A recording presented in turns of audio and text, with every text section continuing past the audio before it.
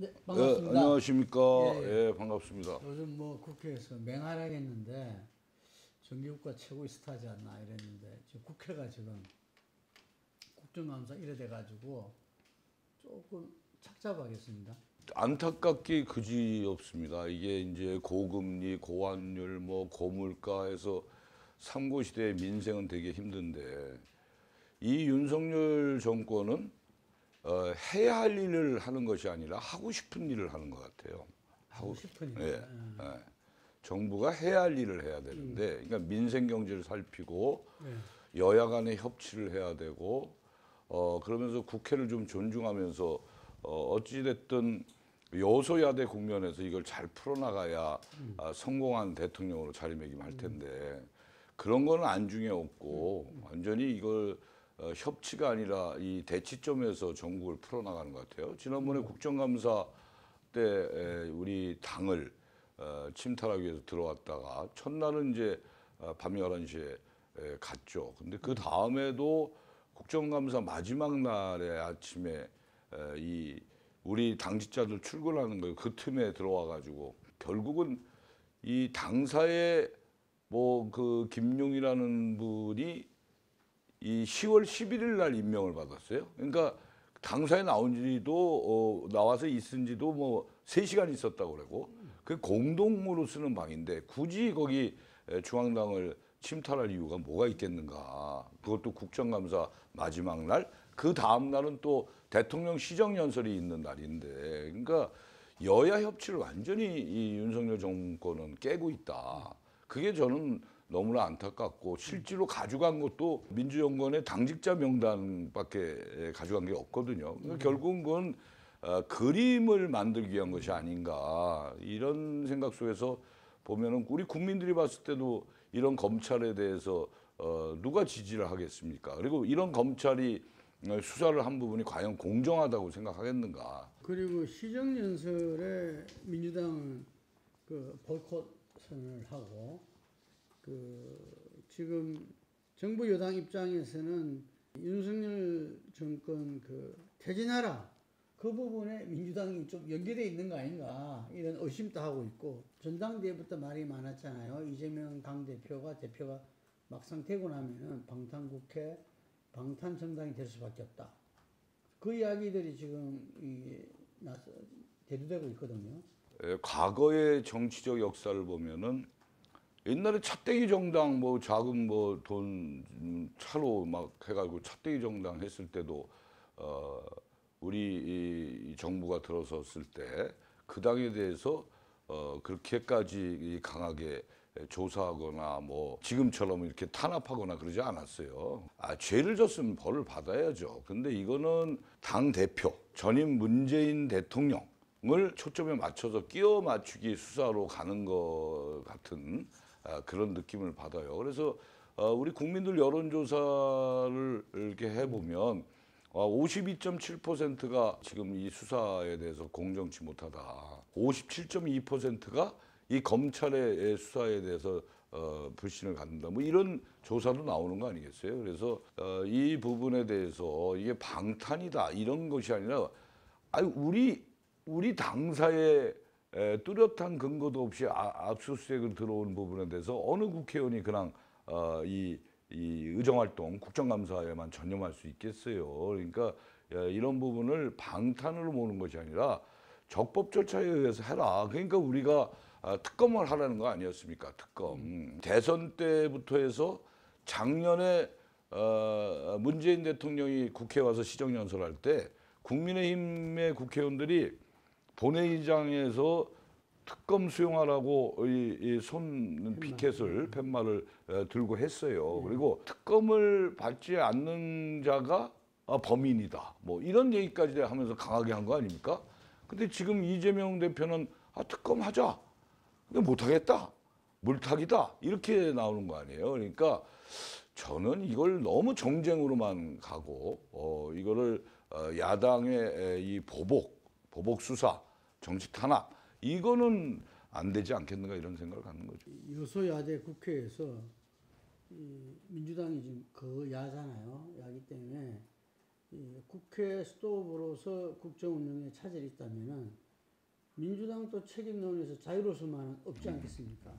그 우리는 어찌됐든 국회의원으로서 국민이 저희들에게 주어진 이 국회의원으로서의 책무 이건 반드시 해야겠다. 그래서 예산국회 그 10월 25일 날 우리가 합의해서 예산 잘 처리하자. 이게 합의가 된 거 아닙니까? 그래서 예산은 예산대로 가는 거죠. 그래서 초부자 감세 같은 거는 철저하게 우리가 막고 민생에 관한 지원 예산들은 우리가 되살리고 뭐 이런 것들의 예산은 우리가 분명히 처리를 해야 되겠다. 그러니까 국회 활동은 활동대로 하되 우리 야당에 대한 탄압은 반드시 우리는 막아내야 되지 않겠는가 이렇게 생각하는 거죠. 그러니까 시정연설을 보이콧 따름이지 예산 국회 일정은 그대로 그대로 가야죠. 그대로 가겠다. 예. 또 입법도 그대로 가면서 아닌 건 아니고. 그렇죠. 예. 그 윤석열 대통령이 뭐 보이콧했지만 어쨌든 국회에서 어려운 자들에게 두터운 예산을 하겠다 이랬잖아요. 그거는 뭐 민주당 동의하는 바잖아요. 그렇죠. 서민들을 위해서 민생 지원하겠다는 거는 해야죠. 근데 지금 예산안 올라온 거 보면 그렇지 않은 부분들이 되게 많아요. 그러니까 초부자 감세를 하고 이러면서 또 이제 법인세 감세 문제도 지금 나오고 있잖아요. 그리고 우리 지역사랑 상품권 같은 거 있잖아요. 전국적으로 이거 일명 지역 화폐라고 하는 거. 이거는 올해 예산만 7천억 가까이 됐었거든요. 근데 그거 완전히 내년 예산 완전 제로예요, 제로.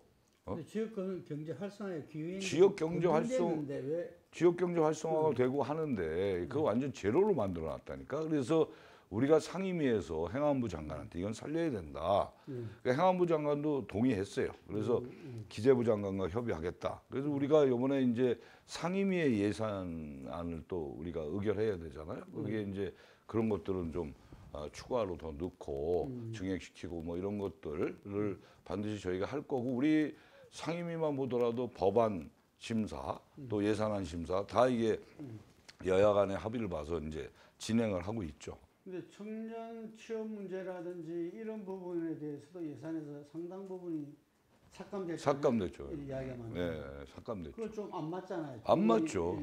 대선 때 주장했던 거하고. 대선 때 주장한 거하고 안 맞는 부분이 너무 많아요. 지방에 대해서 좀 더 본인이 집중적으로 지원하겠다.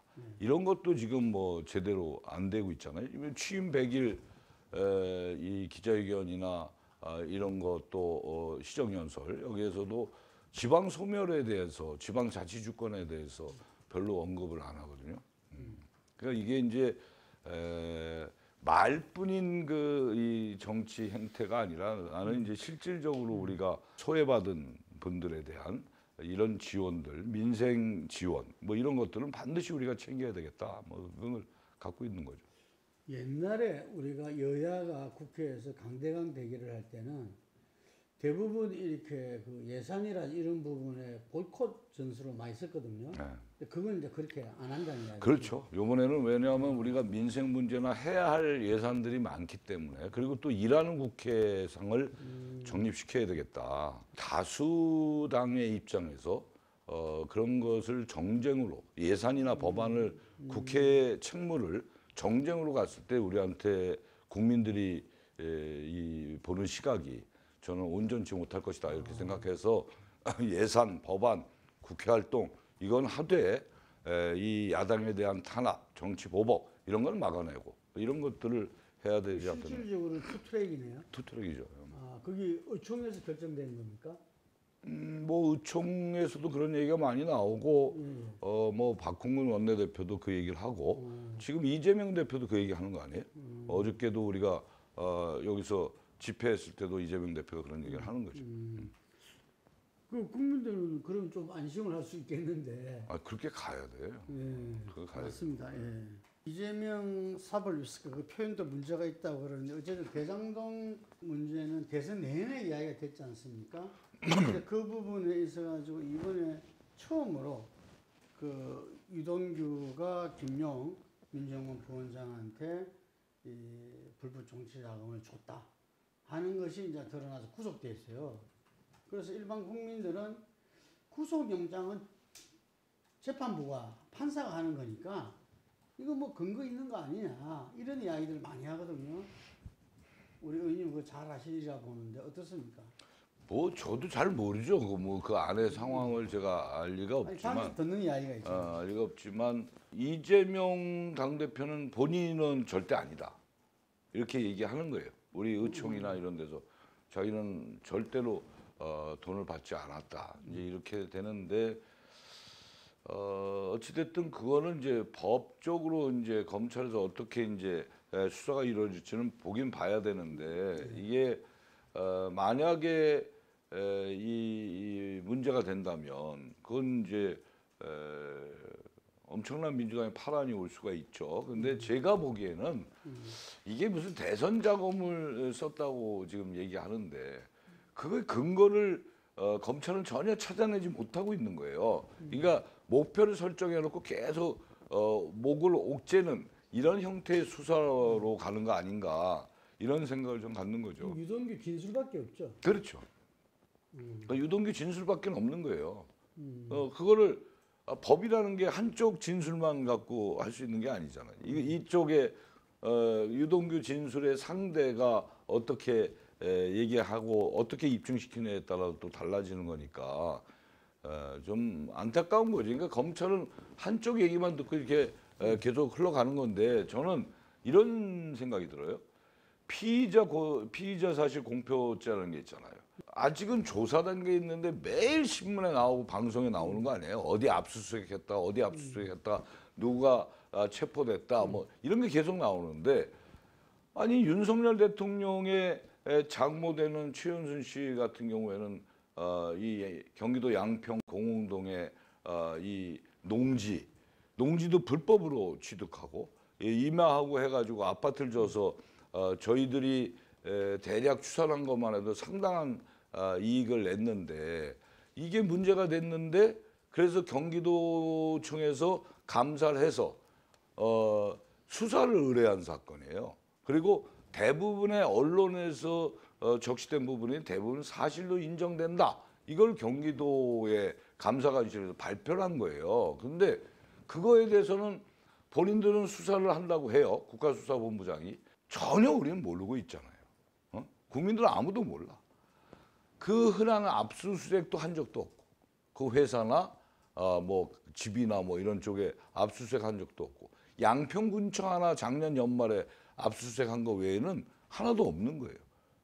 그러니까 이 너무 법의 집행에 있어서 공정치 못하다. 그게 이제 제가 생각하는 거죠. 당에서 뭐 이런 김혜영 정책위원 같은 경우에 이 상당히 좀 이재명 당대표 내려올 때가 됐다.